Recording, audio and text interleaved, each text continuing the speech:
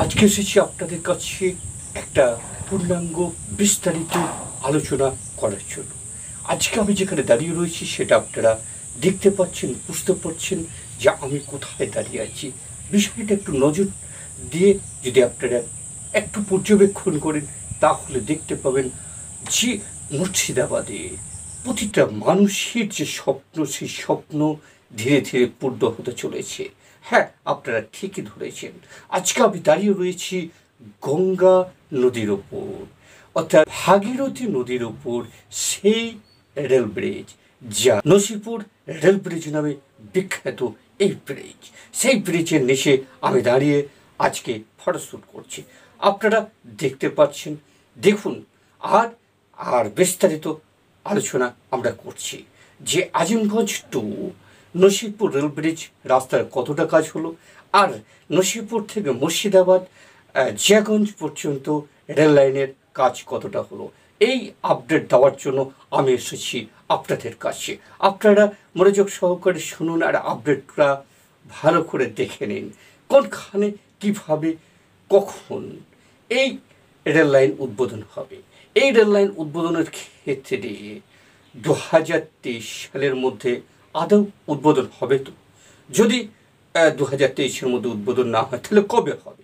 কিন্তু আমরা দেখলাম বিরোধী দলনেতা অধীর রঞ্জন চৌধুরী তিনি বললেন 2023-এর মধ্যে উদ্বোধন হতে চলেছে। আপনারা দেখতে পাচ্ছেন বিভিন্ন কর্মচারীরা বিভিন্নভাবে কাজ করছে তাদের কাজের উদ্দেশ্যে। এইটুকু বলবো যে ডিস্টার্ব আমি করব না, আমি শুধু আপনাদের দেখাবো যে লাইভ কীভাবে রেল লাইনের কাজ চলছে। চলুন আমরা দেখি যে রেল লাইনের কাজের আপডেট কি। এই জায়গাটা নসিপুর রেল ব্রিজের কাছ থেকে শ্যুট করা হয়েছে। এটা আজিমগঞ্জের দিকে, প্রায় কাজ কমপ্লিটের দিকে।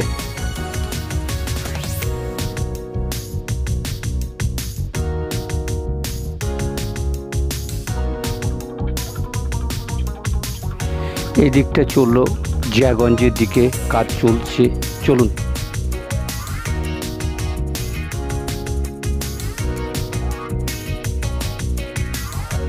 আরও দূরে দেখতে পাচ্ছেন স্লিপার পাতা রয়েছে, ওখানেও কাজ চলবে। ধীরে ধীরে রেলপাতিগুলো নামানো হচ্ছে।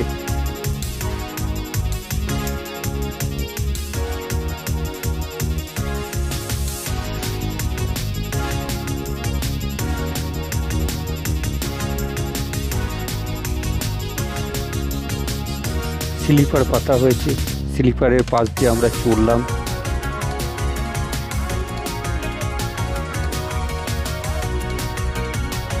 তবে টোটাল জায়গাটা স্লিপার পাতা হয় নাই, মাঝে মাঝে ফাঁক রয়েছে।